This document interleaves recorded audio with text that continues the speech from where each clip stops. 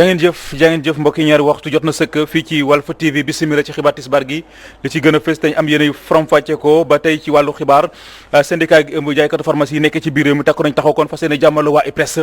ak waa direction nationale de la pharmacie gannaaw ba ñu taxawee ne dañuy xañ docteur Mbodj pharmacie kon bi mu ubbi woon ci biir xool Ndakaaru boobu ak léegi toll daanaka si juróom-ñaar fukkee at ci biir xibaar yi daa ngeen ci dégg kàddu yi nga xam ne nii moom la ci rotal ba tey ci wàllu xibaar ca Mbour 4 extension la fa xew keroog te moo di këru jàmbur yi ñu fa jàpp kon toj leen mi ngi wéy di suli coow ci réew mi le gannaaw ba ñu déggee kilifa yi nekk ci diwaan boobu wax si gaañi ni dañ doon tabax fa ñu doon tabax moomu ñu ko kuréel gi ëmb locataires yi nekk ci biir réew mi kon jóg nañu daal di dàq lu ni mel ci biir xibaar tam daa ngeen ci dégg leer yi nga xam ne ni moom lañ ci indi wopp ji di Covid 19 ak tolluwaay fii ci réew bi bakkan yi muy farsaasu ne doon na lu yitteel docteur Babacar Niang muy njiital suma assistance ay kàddoom la yëkki kon di saako ci kilifa yi ngir lu ni mel ñu jël ci ay matukaay ci biir xibaar tam daa ngeen ci dégg kàddu yu mu ci rotal bon mbokk yi li daal buñ ci boolee xibaar tàggat yaram yi dañ ci ànd ak Cheikh Ahmed Tidiane Gomis sëñ Cheikh asalaamaaleykum. maaleykum salaam Seydina Omar Ba. ana lu gën a fës. waaw Seydina Omar Ba xam nga ne ci maanaam samedi ji ñu génne ci week-end bi fële ca Cap Vert foofu la UFOA a doon amal assemblée générale ki léegi nag ñu ñëw wax ci candidat wu CAF yi bi nga xam ne doomu Sénégal bi di Augustin Senghor ci la bokk dinañ ci ñëw ci kàddu yi président UFOA wax ci élection yooyu la dinañ ñëw ci Ligue 1 sénégalaise football fii ci suñu num réew ñëw tamit ci basket championnat fësal ko daal wax leen résultat yi. li ci yéene kay kon ci léegi fas yéene ndara keppe xibaar yi kon bon yéen mbokk yi saxoo déglu ko seetaan Walf TV asalaamaaleykum.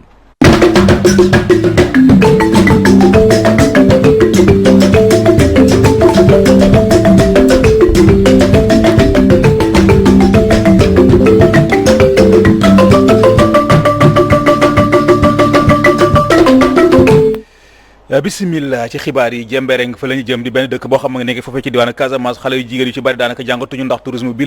ñu ci bari si ñoom daanaka bu ñu amee lijaase bii di BFM dañuy bàyyi seen jàng dem topp tubaab yi loolu nag loolu sax di leen faral di jural ay ëmb yu bare yóbbu nag kilifa yi nekk ci diwaan bu jokkoon fas yéene taxaw ngir xeex ak lu ni mel jaarale ko daal ci benn projet boo xam moom lañ jëmbal ci diwaan boobu lee dañuy dem ci diwaanu Ziguinchor fekk fa Amady Khali Diémé si station balnéaire bu Cap Skirring zone la bi nekk si département bu Oussouye influence bu tourisme dafa impacté négativement si jàngum xale jigéen ñi si collectivité locale bu Jembereng problématique jàngum xale jigéen ñi li ñu fa gën a ràññee mooy récurrence ëmb yu teel yi moom mooy principale cause buy tax xale yi di bàyyi jàng si zone boobu Tombo Gueye moom mooy maire bu Jembereng. dañu jàngatoon ne sunu xale yi nga xamante ni ñoom ñooy jàng tàmbale jàng bi depuis CI ba université bu ñu ñëwee ba ci CM yi ak lycée yi dañuy daal di bàyyi jàng parce que fii yéen ñëpp xam ngeen ne ak tourisme boo ñëwee ba ci jamono boobu boo ñëwee ba ci phase boobu da ngay toll ci lu tubaab di tuddee donc adolescence. pour réorienter référence yi si ndaw ñi pour rek mun a egg si promotion jàngum xale jigéen ñi municipalité bu Jembereng ak ay partenaires yom dañu miser si benn projet bu ñu duppee Ediandian école bi nga xam ne dañ ko financé à hauteur de 63 millions de francs CFA te mu nar a durer ñaari at si zone boobu projet boobu si ñetti fan lay intervenir kooku di Chérif Samsidine Sarr nekk représentant pays bu fondation xale yi loolu la xamle. ñun projet bi dañuy jàpp ni taaru jigéen si jàng la nekk projet bi nag dañuy liggéey ak écoles yi ak acteurs yi nekk si éducation bi pour que xale yi nga xam ne ñun ñëpp dañuy jàpp ni en tout cas société bi daa jàpp ni xale yi mënuñu dara maanaam xale yi mënuñu réussir si seen njàng donc lu ñuy def tout simplement mooy ku jël ndaare rek soo ñëwee sa kër dañ lay saboter dañuy def de telle sorte que yow sax dootoo amoo envie progresser ñun nag dañu liggéey ak écoles yi pour que écoles yi ñu neñu suñu école tel élève ak tel élève ñoo nekk ndaare comme ni ñu koy waxee Sénégal mais ñun dañuy jàpp ni ñooñu dañu am jafe-jafe rek seen njàng dañu war a jàppale mais léegi ñu wax enseignants yi ñu wax ñu ban élève moo am difficulté ñun ñu fay ay enseignants yi nga xam ne dañ leen di jàppale nañ leen encadrer maanaam les élèves ñu ne en difficulté d'apprentissage ñi nga xam ne dañu am jafe-jafe seen njàng ñuy jox leen ay enseignants bi nga xam ne chaque semaine élève bi dina am 3 cours de renforcement yu 2 heures de temps donc loolu mooy tax élève bi su ko amee pendant 18 mois vraiment notu élève bi dina mën a améliorer te élève boobu bi nga xam ne ñëpp jàppoon nañ ni mënul dara kooku du tekki ci jàng vraiment ñu mun a changer situation bi. en réaction acteurs yi secteur bu éducation ñoom dañoo rafetlu initiative bi nga xam ne ñoom pour ñoom dañ ko nar a multiplier ci zone bi ndaxte suñu favoriser jàngum xale jigéen yi loolu dina tax ñu mën a dàq li nga xam ne loolu mooy facteur exclusion te dina mën a indi contribution bu am solo si famille yi si communauté yi ak si développement suñu réew le Sénégal Ziguinchor Amady Khalilou Diémé pour la radio télévision Walfadjri. jaajëf Amady Khalil Diémé ñu ngi lay sant di la gërëm syndicat gi ëmb jaaykatu pharmacie yi nekkee fii ci biir réew mi takku nañu taxaw kon fas yéene jàmmaloog ak ñii di waa IPRES rawatina waa direction nationale de la pharmacie gannaaw ba ñu taxawee ne dañuy xañ docteur Mbodj pharmacie bi mu ubbi woon ci biir xolu Ndakaaru boobaag léegi daanaka toll na si juróom-ñaar fukki at barab ba lañ doon defaraat ba taxoon mu génn ñu bind xaatim ne dafay dellu si waxtu kon bu liggéey yu noppee liggéey nag noppi ne waa IPRES bëgg ko toog waa direction de la pharmacie bëgg a jël barab bi kon luye ko waa pharmacie de la nation loolu lañ wax ne duñ ko nangu te seen bakkal lañ ci teg ab ndaje lañ doon seq ak taskatu xibaar yi docteur Assane Diop moo wax ci seen kàddu ñu teewlu ko ci téléphone Pierre Edouard Faye. waaw jàngat bi ma ci def mooy nit naka ñëpp wóolu ndax li ci war yëpp dinañ ko def balaa ñu koy ñàkk doomu aadama yi vaccination du lu bees vaccination yàgg na fi te vaccination moo fi jëlee yenn feebar yu mel na poliomyélite ak yeneen yi donc li ci war yëpp dinañ ko def li ci nekk nag mooy xëy na te loolu techniciens yi ñu doon dinañ ko régler problème logistique est-ce que vaccin bi ñu war a denc moins 70 moins 80 degrés mën nañ ko utiliser partout question la te bu ci waree xëy na dina am solution mais tey li ñu bëgg rassurer mooy bu dee vaccin yi nga xam ne c'est moins 20 degrés wala 2,8 degrés pharmaciens yi ñu doon am nañu possibilité jël ko conserver ko et mettre à la disposition des populations ni mu war a amee voilà ni mu waree quoi. mu ngoog loolu day kàddu yoo xam ne ni ñu ngi ko nangu kon ci docteur Assane Diop mu doon àddu kon ci mbiru vaccin yi lu jëm nag ci coow loolu nga xam moom la ñu nemee ko fële ci Ndakaaru mu soxal ci pharmacie boobule daañu ci dellu sax incha allah rabbi ci sunu yeneen i jotaayu xibaar ak kii di Moussa Sène ñuy wax ci tolluwaayu wopp ji di Covid 19 lu ci toll ak juróom-ñaar doomu aadama ñàkkati nañ si seen bakkan. loolu yi kon di yóbbu lim gi léegi ba ci juróomi téeméer ak juróom-ñett fukk ak ñetti doomu aadama yoo xam jot nañu ñàkk seen bakkan ci mbas mi lee ci ñaari junni test ak yu teg yoo xam jot nañ ko amal ni ki démb ñaari téeméer ak juróom-benn fukk ak juróom-benn ñoo dellu si amee feebar bi lee juróom fukk ak benn kon ña nga tëdd lalu hôpital ñuy sauvé kon suñu xibaar yi weesu dégg ngeen ci leeral yu mu ci indi moom docteur El Hadji Ousmane Gueye wopp ji di Covid 19 ak tolluwaayam ci réew mi bakkan yi muy faat saa su ne doon lu yitteel docteur Babacar Niang mi njiital suma assistance ba tax moom it mu yëkk ay kàddoom di sàkku daal ñu gën a taral saytu bi ci aéroport Blaise Diagne ba ci des ndax bari na ñu fay jaar di wane ay test fekk test yooyu nga xam moom la ñuy wane daanaka dara baaxu si rax si tamit couvre-feu bi daal ñu gën ko yaatal ba ci yeneen diwaan yi lee docteur Babacar Niang ñu teewloo ko si téléphone Issa Tine.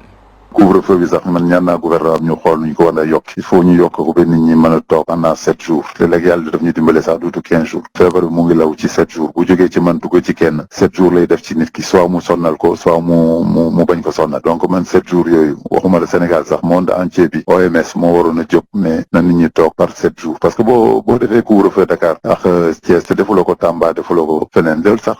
kii mais boo ko defee Dakar defuloo ko Paris boo ko defee Paris defuloo ko Montréal defuloo ko New York avion yaa ngi daw day gën a law rek parce que feebar bi il faut mu ñëpp jógandoo ci ni ñuy wax en lébu xàccindoo dóorandoo il faut ñu xàccindoo ñu dóorandoo ñun ñëpp ñu mën a jóg ci feebar mais bu Russie awee fii ak seen vaccin chinois yi aw fële ak seen vaccin européens yi jaar fële ak seen vaccin ku nekk def mu la neex xoolal vaccin bi sax li ci ñaaw vaccin bi génn na moo nar a aar addina bi ñi am xaalis di commencé di ko def ñi amul xaalis di xaar bon xaar boobu tamit amul mënuma ko nga ñaan trop parce que nee naa leen vaccin bi tamit wóoragul ñu ngi xaar waa Sénégal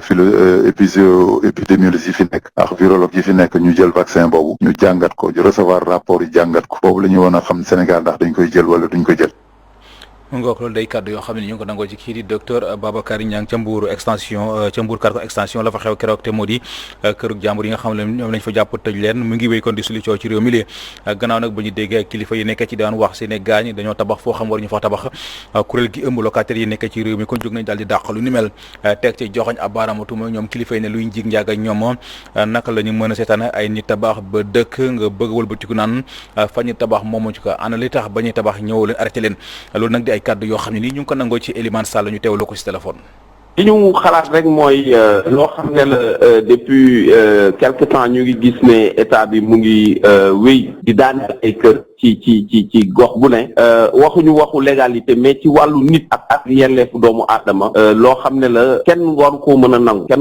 a nangu ci réew moo xam ne président nee na day def 100 000 logements sociaux pour dimbale ñi nga xam ne amuñu kër évidemment bu fekkee ñu ngi à côté ñu ngi daaneel ay du loo xam ne mën nañ ko rafetlu beneen ba itam mooy ñoo xamante ne nii ay autorité ña nga fa di gis nit ñi ñuy tabax yëkkati ci fondation ba kër yi jóg ba raser ñu indi bulldozer démolir ko ni ñu démoliré kër yi noonu la ñu waroon a destituer renvoyer ñëpp ñi nga xam ne c'est des autorités yu waroon a décider te décider wuñu au moment bi nga xamante ne nii ñooñu ñu ngi yëkkati kër yi bàyyi leen bañ def fa seeni millions ñu ñëw démolir ko du lu rafet am na ci ñoo xam ne dañuy jaay di fortaatu am na ci ñoo xamante ni nii dañoo leb banque fi ne dañuy continuer di ko fay ñu xëy daaneel kër yi loolu dafa war a dakk ci Sénégal du lu ñu mën a rafetlu te ñoo xam ne la dañu leen di verser waat ci milieu location jël seen xaalis yépp dépensé ko ci kër tabax ko ba pare ñu yóbbuwaat la ci location nga war di fay lu mettit la te rafetlu wuñ ko ñu ngi ñaan gouvernement bi mu arrêté la politique de bulldozer di négocier di jël ñi nga xamante ne nii ñoom la ñu nar a nangu seen kër mu jox leen feneen fu ñu dëkk parce que suuf si bëri na te yaatu na waaye bàyyi ba nit jël li mu am yépp def ko ci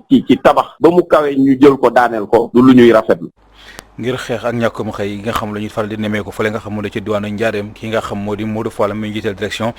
de l'emploi jël na kon maanaam signé na fa ak lenn ci entreprise ngir daal lu ci toll ak ñetti téeméeri ndaw daal mu leen jël foofule loolu nag lañ ci jub rek mooy fexe daal ba lépp daal lu jëm ci wàllu chômage ñu mën koy xeex foofee ca diwaanu Njaareem dañuy dem ca diwaanu Njaareem kon fekk fa Modou Makhtar Sarr.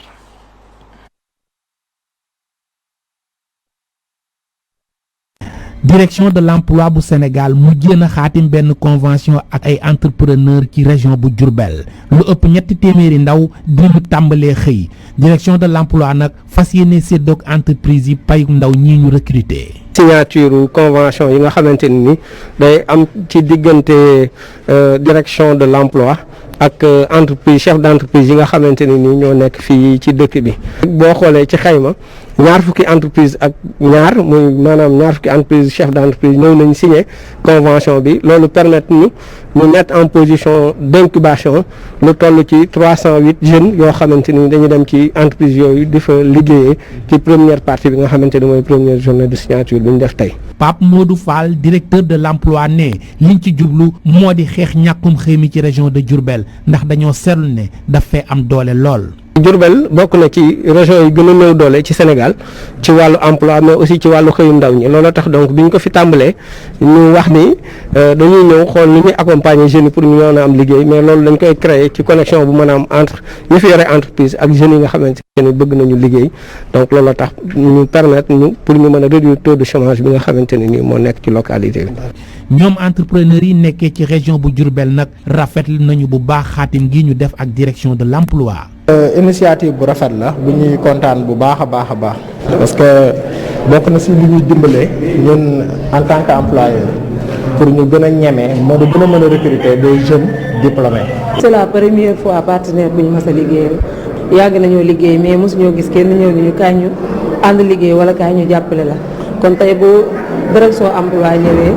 bëgg ñoo jàppale rawatina daara ndax ku ne xam na ne daara dafa diis. di sant Pape Modou Fall. ci fàttali nag gannaaw région bu Diourbel direction de l'emploi xaatim na yeneen contrat ak ay entrepreneurs yi nekkee ci Kaolack ba mu ca noppee nag kii di Pape Modou Fall directeur de l'emploi nag potoxlu na ci tournée bi visiter mission locale pour l'emploi et l'entrepreneuriat bi nga xam ne ñu ngi koy tabax ci Kaffrine Touba Mbacké Mamadou Makhtar Sarr pour la radio-télévision Walfadjri. jaajëf Mamadou Makhtar Sarr ñu ngi lay sant di la gërëm Youssou Diop moom la ñu tànn kon ngir mu wutu Serigne Atou Diagne ci bopp Hizbut Tarqiyyah xalif général des Mourides di Serigne Mountakha Bassirou Mbacké mooy jël dogal bu ni mel ci ay kàddoom sax Serigne Youssou Diop ma nga xam ne fii Serigne Atou Diagne tegoon tànkam du ko tegg benn yoon ñoom ay Serigne Cheikh Ahmadou Bamba la ñu kon ndigal rek la ñuy xaar ngir jëfe ko Serigne Youssou Diop ñu teewlu ko ci micro Mamadou Makhtar Sarr. ñun nag engagement muy jaayantewaat rek la ñuy wax ñun ci loxo yi sëriñ bi noonu lañ fas yéene mel amuñu bëgg amuñu lu ñuy bañ amuñu lu ñuy ñoddi amuñu lu ñuy jeñ man ak mbooleem ñu nekk ci daara ji sëñ Atou li nu àndeek moom sosu ko waaye gaynde la ci woon jàmbaar la ci woon am na ci médaille bu ne mooy lan liggéeyal sëriñ bi te bañ a bëgg bañ a bañ féetale sa lépp sëriñ bi loolu nag Mbàkke kon moom ci lañ fas yéene wéy ñun moom armée lañu boo xamante ne ñun ndigal rek ñu yëkkati ndigal rek moo ñu yëkkati armée lañu boo xamante ne kenn ku ne ci suñu biir koo xamante ne di nga doxee nen lu dul lan la sëriñ bi bëgg ak lan la sëriñ bi wax kon ñun man mii day nekk ci ñu ne maa nekk ci bopp Hizbut Tarqiyyah fu ma gestoo dinaa gis ñoo xam ne ku ci ne gis naa ci yow lu tax ma jàppoon ne maa war a topp sa ginnaaw waaye dogal bi jëw ñu ne man maa ko jiite googu nag man jàppewuma ko ak pal ndigal dong laa ko jàppee ndax buñ ma laajoon du demee noonu waaye ginnaaw sant nañ ma ko nangu naa ko ndax man maa jaayante woon ne luñ ma digal naa ko def luñ ma tere naa ko bàyyi waaye du ma weesu de maag yéen ñu ànd ci lenn lu sëñ bi wax daal dinañ ko def. mu ngoog loolu day kàddu yoo xam ne ñu ngi ko nangoo ci kii di Serigne Youssou Diop xibaar rek ci tënk grand groupe Walfadjri ko nekkaat ci tiis ak génn àdduna ki nga xam ne ni moom moo di Jean Meïssa Diop gannaaw El Hadji Lamine ak kii di Abdourahmane Camara Jean Meïssa Diop kon wuy ji na borom moom ni ki démb nañ jàpp ne ko levée du corps bi mi ngi am ëllëg ci talaata ji bu 10 jotee foofee ci hôpital principal bu Dakar laata kon ñu koy jébal boromam ci dëkk ba nga xam foofu la fekk baax lu jëm kon ci xibaar bi incha allah rabbi daañu ci dellu soir ci sunu yeneen jotaayu xibaar kon mbokk yi ci foofu lee ci la ñuy tàbbisee ak yéen ci xibaaru bitim réew yi dañ ciy ànd ak soxna Mamou Diaby Gassama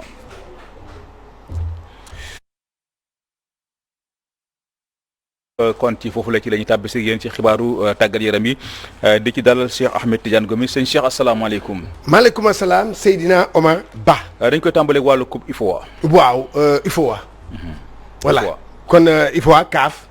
IFOA boo déggee ma ne CAF IFOA parce que dañuy wax ci candidature yu CAF yi nga xam ne le 12 mars la ñuy def élection bi waaye ba léegi Afrique de l'Ouest bi nga xam ne IFOA foofu la bokk ñetti candidat la am waaye nag lii nga xam ne ñëpp yaakaar ñu naan ñetti candidat ci benn sous-région ndax mënuñu ko def mu nekk benn candidat rek ñëpp jàppale ko pour mu mun a parce que depuis bi CAF Confédération africaine de football depuis biñ ko sancee ba léegi musul am président boo xam ne mu ngi soxe ko mu ngi bàyyee ko li nga xam ne moom mooy Afrique de l'Ouest biñ ko laajee Antonio Suarez mooy président UFOA A moom nag nee na mbir mi ñoom bëgg nañ ko waaye mënul antu ci ñoom il faut que chef d'État yi ñoom ñi nga xam ne ñoom ñoo jiite seen réew ñoom ñi ñoo ngemb seen i ay candidats ñoom ñoo mën a waxtaan ba am candidat unique ñu déglu Antonio Suarez démb ca Praia. Il y a un problème épineux qui se pose, qui est au-dessus et de vous et de nous, c'est les politiques. am na jafe-jafe bu am te mëneesu ko woowee leneen lu dul mbirum politique ndax nag bu ñu demee ba kenn mëneesu la samp ndëndëm ngir jiite CAF te waxtaanu ci ba noppi ak njiitu réewam mu joxe ab quitus ak kàddoom loolu nag jafe-jafe la. looloo tax sax wareef la ci bépp njiitu réew boo xamante ne doomu réewam dafa am mbëbët ngir jiite CAF ñu daal di jël seen matuwaay waxtaan seen biir ngir taxawal la ab kuréel boo xamante ne jàppalante bi da ciy gën a ratax kon nag loolu dafa lu doon firndeel ne même bu fekkee ne sax candidat yi am nañ na accord ci seen biir faaw njiitu réew bi daal di joxe kàddoom gu mujj kon kàddoom gu mujj moom faaw ci njiitu réew bi lay tukkee am na ñaari candidat yoo xamante ne bëgguma wax seen tur waaye pour man même bu fekkee ne sax daganal leen seen sampum ndënd wareef la ñu daal dem toog ak waxtaan ak seen i njiitu réew ndax loolu ab respect dong laa ci gis. C'est pas même nos candidats là s'ils acceptent tout de suite que bon moi je cède pour tel par respect et par respect il faut qu'il consulte son chef de l'État. football fu nga fekk yaa ngi kaas dem nga sax ba di ko wane fële ca Cap Vert. non c'est que xam nga mbir mi Seydina dafa doy waar man li may wax rek moom mooy dégg nga maanaam indépendance su CAF. FIFA daf cee teg loxo lool dañ ci wañ maanaam noot daf ñoo noot. dafa noot dal waaw. day na war kooku beneen débat la. waaw ñu des ba tey ci wàllu football wax ci wàllu championnat professionnel. waaw dañuy dem fële sa Ziguinchor foofu Casa Sport moo daan équipe stade bu ñetti bal ci dara mu nekk victoire boo xam ne supporteru Casa yi ñu ngi ko doon xaar léegi nag fu mu nekk ni kontaan lool ki gën a kontaan nag moom mooy ki leen di tàggat ñu koy wax Ansou Diadiou ñu déglu ko ci micro Amady Diémé. waaw ni ma ko jàngatee rek mooy li ñu wax xale yi mooy championnat bi il faut que ñu ànd ak dal ak xadar buñ ko defee ak solidarité buñ ko defee dañ am dara te gis nañ ni tey liñ leen wax noonu depuis ci début championnat bi ñu ngi ci te dañ leen waxoon ni tant que ñu ngi góorgóorlu bañ a jël bi dafay yomb plus match mi avancé donc ci loolu lañ leen ñaax te gis nañ ni ñu ngi ci loolu mais ba tey des na dañuy continuer liggéey encore pour ñu gën a am ñeme di football parce que tamit football pour nga gagner il faut ngay ñeme tenir ballon bi faut ngay ñeme jouer même boo défendre mais tamit boo yoree nga mën a jouer donc gis nañ ni loolu moo des dinañ ci gën a liggéey pour ñu gën a am fit di jouer. victoire bi ak manière bi lan la mën a ci équipe bi pour yeneen sorties yi des. waaw li ñu mën a indil équipe bi rek mooy comme ni ñu leen ko waxee championnat bi démarré nañu am ñaari points ñu ne leen pour ñu mën a gën a góorgóorlu ci match yi dem il faut ñu tey ñu marqué ak point ay point jot nañu marqué point donc daf ñuy gën a dëgëral ci suñu taxawaay dafa ñu gën a tax ñu gëm ñu leen di wax parce que nan lañ leen di championnat bi boo gëmee sa bopp di góorgóorlu war nga ci mën a am dara donc lii nii day tax ñun ñu gën a gëm lu mel ni liggéey bi nekk moo doon Ansou Diadio di tàggat équipe Casa Sport ñu ñëw léegi ci li nga xam ne moom mooy résultat yi nii la tëddee gis nga ne jàmbaar moo daan Dakar Sacré-Cœur ñaari bal ci benn NGB ñaari tali dafa lajj ci terrain Njàmbur moo ko dóor benn bal ci dara Jaraaf nag Douane da ko dóor yu métti ñeenti bal ci benn Mbour Petite Côte moom tamit ca Mbour Tëngéej moo ko fa fekk daan ko benn bal ci dara Casa Sport daan Stade de Mbour ñu ci doon wax léegi AS Pikine am ndam ci kaw Génération Foot CNEPS bu Thiès moo mujjee daan Gorée daan ko li nga xam ne li nag moom mooy ñaari bal ci benn classement bi ñu xool classement bi li muy joxe classement bi ñu wane ko léegi di ngeen gis ne que ci boppu raw gàddu gi ki nekk ci bopp moom mooy Jàmbaar am fukki poñ Pikine moo ci topp ak Tëngéej ñoo am juróom-ñaari poñ waaye ci suuf nag NGB ñaari tali ak Gorée bu fi championnat bi yemoon ñoom ñooy wàcc. kon loolu yi mu ngi soxal football professionnel est-ce que léegi mën nañu wax ci wàllu basket. waaw basket dañuy dem rek li nga xam ne moom mooy championnat journée bi li ñuy def rek mooy ànd ci ak Ndeye Fatou Diouf mu wax ñu nag ñan ñoo am ndam ak ñan ñoo lajj ñu déglu ko. ñetteelu bëccëgu championnat national 1 bu basketball daal di nañ koy jeexal ci dimanche ji ak ay match yu neexoon bu dee ci góor ñi AS Ville de Dakar dafa daan UGB 74-68 AS Bopp itamit moo daan Saltigué 60-56 champion en titre bi la di Douane dafa def lu nu mel kanamam champion en titre bi di Douane dafa def lu nu mel ba muy jàkkaarloog ISEG Sport 44-87 Louga Basket Club dafa am ak ndam ci biir dëkkam ci digganteem ak GIA 55-48 Saint-Louis Basket Club amoon na ay jafe-jafe gannaaw ba mu fekkee US Rail sa dëkkam waaye mujjee na ko daan 83-81 Sibac dafa amul ndam ci digganteem ak Asfa 69-63 ñu jàpp ndamul lu yaatu lu étudiant wu Digile ci seen digganteeg AS Thiès 84-43 Uzo moom bii mooy ñetteeru ndamam yu mu teglante gannaaw ba muy jàkkaarloo ak Mermoz 72-65 bu dee ci jigéen ñi Saint-Louis Basket Club itamit dafa gagné Debalok 66-61 bu dee ci bopp dafa nërmeelu ci kanam CMT 70-34 benn point rek moo doxoon seen diggante clé du UCAD ak UGB UCAD moo ko mujjee daan 63-62 Duc itamit dafa daan GIA 75-45 Mbour Basket Club moom dafa ñàkk ci biir dëkkam ba muy jàkkaarloo AS Ville de Dakar 20-51 Jaraaf mujjee naa daan as Ndeye Fatou Diouf bu ñu toogaloon ci gëstul ñu li xew ci basket bi ci journée bi dañuy des ci basket dañuy delluwaat Ziguinchor foofu nag équipe jigéen ñi bu CMT moom mi nag moo am ndam daan bopp daan yu metti juróom-ñaar fukki poñ kii di bopp am fanweeri poñ ak ñeent ba tax na fu mu nekk nii mu nekk ndam boo xam ne ñëpp dañ ko doon xaar mu am solo lool kii nga xam ne moom mooy président Casa Sport moom mi di rafetlu taxawaayu jigéenu CMT yi ci ndam loolu ñu am ci kaw bopp ñu déglu Seydou Sané ci micro Amady Diémé. alors di kontaan trop benn waxoon na ma ko keroog sax bi doon def conférence de presse bi feet te loolu am na tey gañe ngeen kontaan naa trop waxoon naa leen ni vraiment yéen dañ leen war a jàppale parce que da ngeen sawar di bay lépp li ngeen di def di jàpp ci basket bi te bu ñu wax basket Ziguinchor Casamance ba Tamba yéen rek la donc war nañ leen jàppale kat yi te li ma leen waxoon def ngeen ko man li ma leen wax tamit naa ko def léegi pour que suba ma leen waxaatee lu mel noonu ngeen gëm ni déggu la ci loolu. waaw Casa gagné loolu lan la mën a jur ci réaction. alors loolu wane na ni fii lu bëri am na c'est vrai bu ñu tey ñuy kontaan mais suba nañu waajal lépp liy ñëw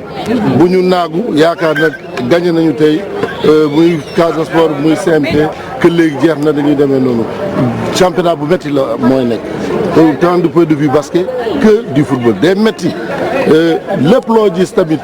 da nga war a am jàngat même boo gagné yéen ñiy gagné basket am na jàngat li ngeen di war a am li ngeen war a def pour mu gën a baax Casa Sport tamit c'est la même chose bu ñu naagu nañu dem encore on va persévérer et ça c'est possible parce que vous avez le soutien de tout le monde et je lance un appel que tout le monde ñu soutenir CMT c'est soutenir Casa Sport ren dafa métti trop parce que amul entrée amul jaay bi amul dara ñii rawatina en perçoivent rien y a pas de salaire duñu professionnel ñoom ñooy góorgóorlu di jàpp di gëm lu ñuy def waaw kooku moo doon Seydou Sané di président Casa Sport di rafetlu ndam bi nga xam ne jigéenu CMT bu Ziguinchor am nañ ko ci wàllu ñeenteelu ay bés ci li nga xam ne moom mooy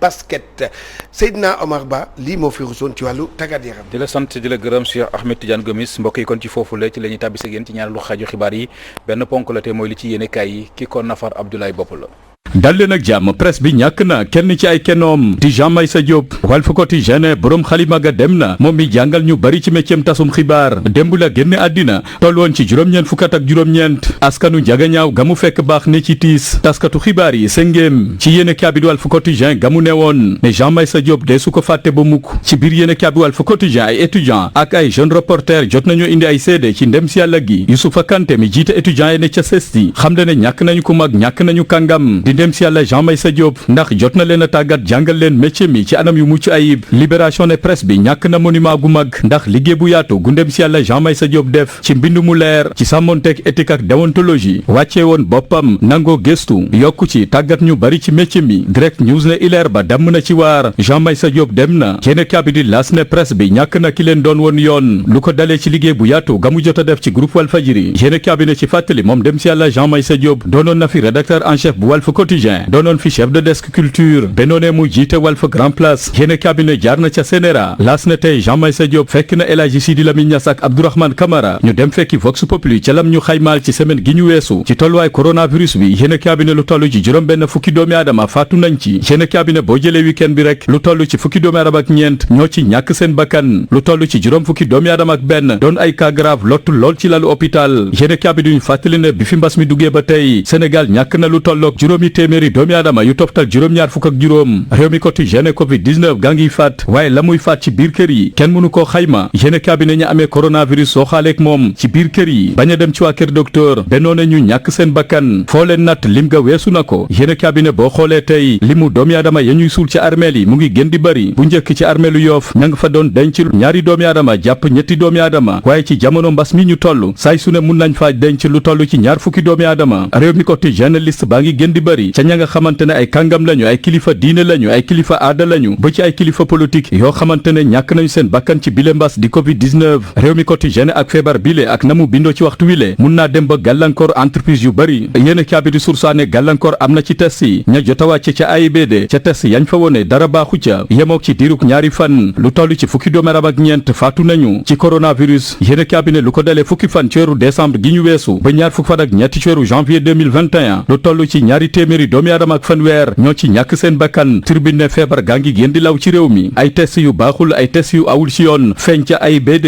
yéene cabinet kaa yi gën di yokk ndax toll nañ ci juróomi téeméeri doomi aadama ak fukk ak ñett ci diiruk ñaari fan lu toll ci fukki doomi aadama ak ñeent faatu ci ñettes ca lalu hôpital lottu fa lool doon ay cas grave toll nañ ci juróom fukki doomi aadama ak benn docteur Bassirou Ndir ay kàddoom ci la turbine gis ne xeex feebar bile dina doon lu jafe lool ndax ba tey ndaje mbooloo gaa ngi am dëj yaa ngi fi fees del ak ay doomi aadama ngénte yeeg ceet yi wax wax noppi Tribune ne bu ñu deful ndànk couvre-feu bi coppite mun na cee am mun nañ ko jëlee ca 21h ga mu daan tàmbale indi ko ci 20h ndax daanaka gox boo dem coronavirus gaa nga fa l'observateur ne couvre-feu bile mun nañ ko yaatal ci yeneen région yi bu ñu sukkandiko ci Mamadou Ndiaye directeur de la prévention mi xam le ne fa ñu jëm bokk na ci mun a yaatal lii du couvre-feu bi bu weesoo Ndakaaru ak diwaanu Thiès yeneen région yi mun cee jot Walf Quotidien dogal yu bees yooyu le dina jafe lool nguur gi mun ko matal ndax fu réew mi toll ci wàllu koom géne cabinet buñ ci naree tëjaat nit ñi faw nguur gi mun leen a jox la ñu lekk te ci waxtu wi le nguur gi amatul la mu joxe bu ñu sukkandiko ci professeur Abdou Kane bu université Cheikh Anta Diop bu Ndakaaru wax ne nguur gi ci waxtu wi le munatul taxawu askan wi ci wàllu dundu Mor Gassama xam-xamam màcc jëm ci wàllu koom ay kàddoom ci Walf Quotidien la gënoon mooy ñu gën a taral matuwaay yi waaye dina jafe lool ndax Sénégal koom-koomam moo demeetul noonu géne cabinet critique ne cas communautaire yi gën di bari lool ay bakkan gën di rot ci coronavirus bi géne cabinet l'exclusif ne kuréel gi boot ay meeru Sénégal yéeg nañ ko ndax ci diir gu gàtt lim bu takku ci ay maire faatu nañu ci coronavirus géne cabinet toll nañ ci fukki maire ak juróom laaj daal di samp ne njiitu réew mi Macky Sall ay jege ñaaleem ña ngay dem ana yan maire ñoo koy taxawu ci 2024 géne cabinet l'évidence jox kàddu docteur Mariama Diallo mi gis ne nguur gi na mu taxawee ci bile mbas di coronavirus daanaka moo waral Sénégal yegg si fi docteur Mariama Diallo ne fàggu ga ca waroon Sénégal defu ko ba tey askan waa ngi am jiixi jaaxa ci feebar bii di coronavirus am ñu ko gëmul ci waxtu joo xamante ne lu tolloog fukki doomi aadama daañu faatu ci benn bés docteur Mariama Diallo ne faw askan wi ñu gindi leen ci bile feebar yéene kaabi di la Soleil xëy di ñu gindi ci ñàkk yi maanaam vaccin gi fi mun a jëlee coronavirus yéene kaabi ne ay chef d'état yu CEDEAO jot nañ ko waxtaane ne bu ñu sañoon vaccin googule ñu fexe ba ñëpp mun cee jot yéene kaabi di 24 heures ne la jot a am ca quartier Mbourkat ba ne ca Thiès lu toll ci ñetti téeméeri kër lañ fa jot a daaneel askan wa fa dëkkoon ne ci biti Souleymane Diémé daal di fàttali la nguur gi digoon askan wa fa dëkkoon wutel lool ak la fa ndaraan ya def Moustapha Diakhaté ay kàddoom ci biir yéene kaabi daal di ñaawlu doxalinu préfet bu Thiès ak njiital Descos Thierno Bocoum ne ci googule quartier Mbourkat ba ne ca Thiès ana la fa njiit réew Macky Sall diggee woon ci atum 2017 ay kàddoom ci 24 heures préfet bu Thiès ak waa Descos gis ne foofee kenn waru faa dëkk yéene kaabi di stade ne ma nga woon ca Praia moom maître Augustin Senghor mi fësal candidature am ca CAF ay kàddoom ci biir yéene kaabi xamle ne CAF ci jamono ji dafa laaj